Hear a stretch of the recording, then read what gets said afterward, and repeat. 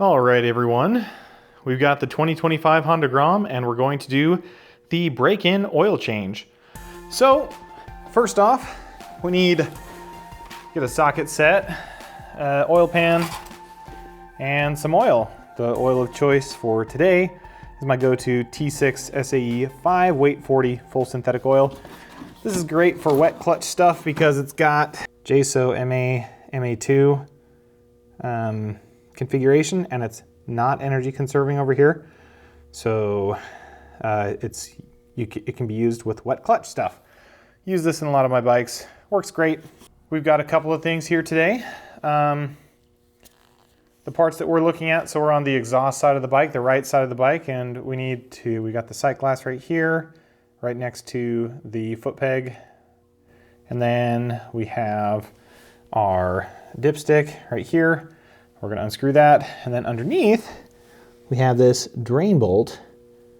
You can see right there. And then we're just going to be changing the oil. All right, here we go. Got the oil pan ready to go.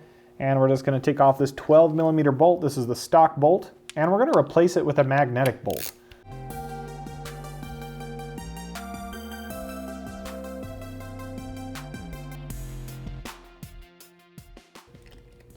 Okay, and we're also going to loosen this drain plug.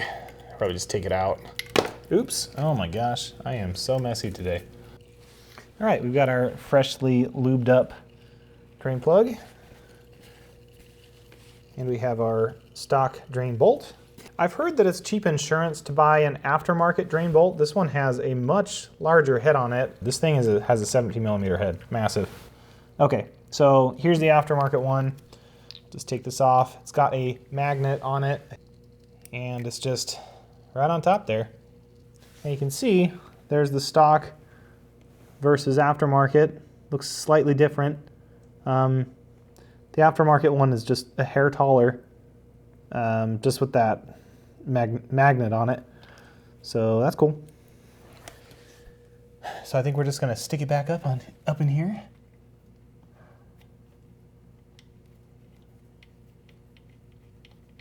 Screws right in, like clockwork. So this is a steel bolt. It's not aluminum. We're screwing into aluminum though, so we don't want to be super tight here. But we do want to make sure it's snug. And the cool thing about this is this came with both copper and aluminum crush washers. So you got 5 more crush washers to work with this 17mm plug. So that's pretty cool. So I'll just put the stock one back with all this other stuff. There you go. Link in the description if you want to check that out. And then we're gonna swap this 12mm for a massive 17mm socket. Oh my gosh, righty tighty. All right, let's tighten this down.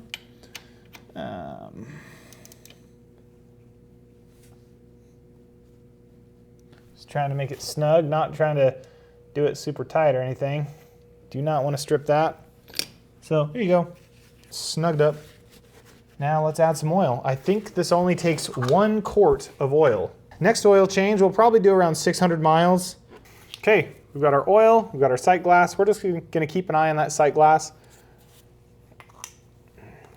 while we put in some oil.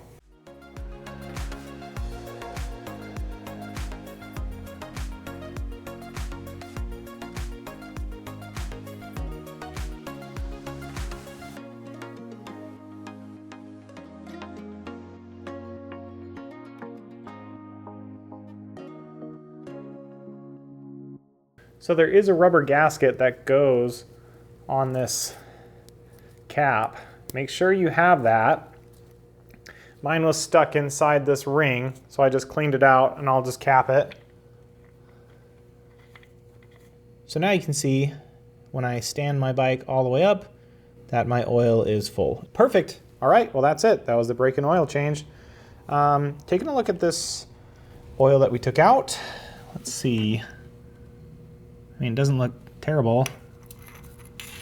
You just reach in here and feel it. I don't see any particulates in it. Nothing. So it'll be interesting to see what the magnet grabs, if anything.